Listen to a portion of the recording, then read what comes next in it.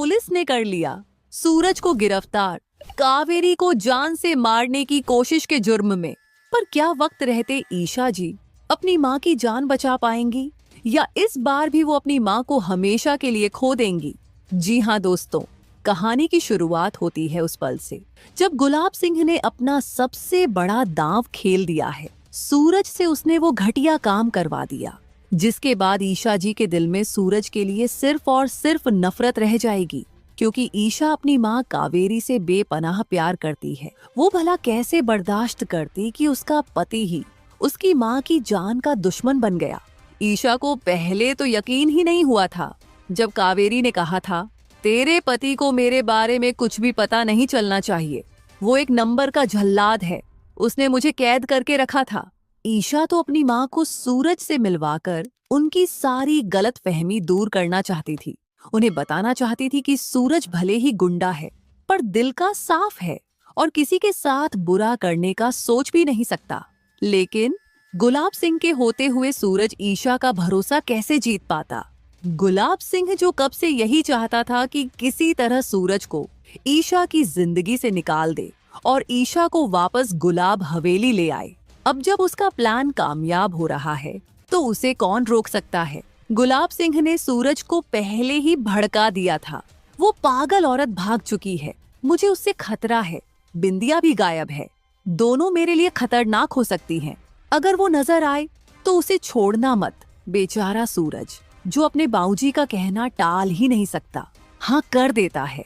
और जब कावेरी शिवजी का त्रिशूल लेकर गुलाब सिंह की तरफ बढ़ती है तो सूरज उसे रोकने की कोशिश करता है, लेकिन बाबूजी की जान बचाने के चक्कर में उससे हो जाता है एक ऐसा गुनाह जो शायद जिंदगी भर उसे ईशा की नफरत का हकदार बना देगा। सूरज बंदूक चला देता है, गोली सीधा लगती है कावेरी को और वो गंभीर रूप से घायल हो जाती है। ईशा ने पूरी कोशिश की थी, सूरज को जोर से आवाज दी थी, लेकिन मंदिर की घंटियों का शोर सब कुछ दबा देता है। सूरज को कुछ सुनाई नहीं देता और वो गोली चला देता है। ईशा चीख पड़ती है, तुम गुंडे थे और हमेशा गुंडे ही रहोगे, मैं ही बेवकूफ थी जो तुम पर भरोसा किया। ये मेरी माँ है सूरज, मेरी माँ। ये लफ्ज सुनकर सूरज सन्न रह जाता है, मानो वक्त वहीं थम गया हो। अब ईशा को सूरज का चेहरा तक देखना मंजूर नहीं। तभी पुलिस वहां पहुंच जाती है और ध्यान रहे, ईशा ने पुलिस को नहीं बुलाया था। तो समझ जाओ दोस्तों, ये सब गुलाब सिंह का ही खेल है। पुलिस को उसने ही सूचना दी थी।